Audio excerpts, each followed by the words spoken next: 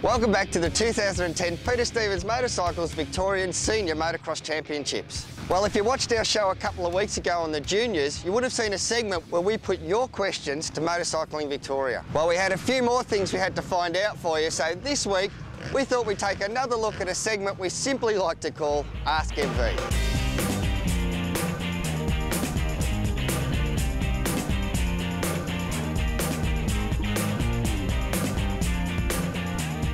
Some exciting plans for 2010. That'll primarily involve continuing the development of our strategic plan, which we implemented last year, and that's all about becoming the biggest and best state controlling body that we can possibly be. We're working closely with a lot of the management committees to grow their disciplines and grow their sport. We're working closely with Motocross management this year to grow their state championship events, to get more people along, and hopefully then in turn that has an effect at all levels of the sport. So even the club events sometimes can become bigger, and we're working with all disciplines to do that. We're working closely with our officials trainers to help get officials numbers up. Obviously that's a big problem. You need to have a large number of officials to ensure that the events go ahead smoothly, so it includes increasing our officials training capacity. So rather than just having one trainer to cover all of Victoria, we'll have 4 or 5 or 6 trainers across the state.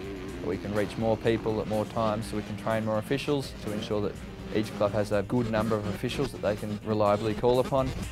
And also, junior development activities revolve around the MotorSafe program and getting our message into primary schools about safety education and what we offer as a sport. And that's also what we're doing this year, is ramping up our efforts to promote the MotorSafe program, getting that back into primary schools and delivering that safety message, and then just continuing on with our day-to-day operations and making sure that we're staying on top of things here, getting the licences out on time, getting the permits out on time, making sure all our tracks are safe. So we've got a lot of plans, and with the new CEO on board, I think that will really help.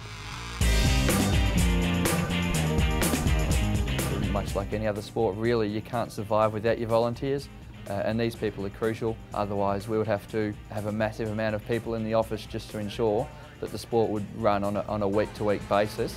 And it's really these people that are the cornerstone of making sure that the sport's successful and grows into the future. So they're massively important, not just the motocross committee, that goes for all the committees as well. Without them, the sport of motorcycling in general just couldn't exist, because there just wouldn't be enough resources to do it. Each event needs to have proper first aid in place, and it depends on the level of the event as to what level of first aid needs to be at the event. So there's always got to be a first aid provider there, and I know Motocross management this year for their state championships have employed a company specifically to do that, who professionalise in that, so that's fantastic to see.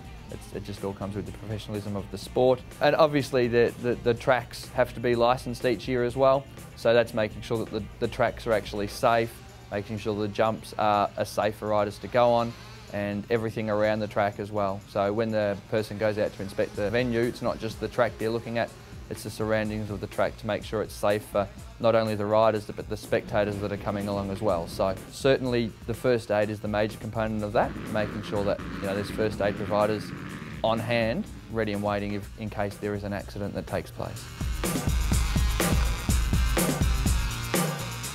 Certainly is. We've got a 4-year strategic plan that we implemented last year, and that's aim is to get us to become the #1 state in Australia, and we're working towards that. I think as evidenced by our licence numbers over the last 5 years, we've had 5 years of consistent growth in our licence numbers, which is a positive sign given the tough economic times that we've got facing us at the moment. We've got continued growth there, and the sport continues to grow in terms of popularity. It's ever so slightly increasing its way into the mainstream sporting landscape, which is very important. Obviously there's some people that have a misconception about what the sport is, so I think the awareness that we're creating about the sport is helping to grow the sport and grow people's awareness about it, and realise that it's not a dangerous sport that people think it is. It's a safe sport that's enjoyable to watch on TV, it's enjoyable to watch at the track. So I think the future for MV over the next 2 or 3 years is very bright.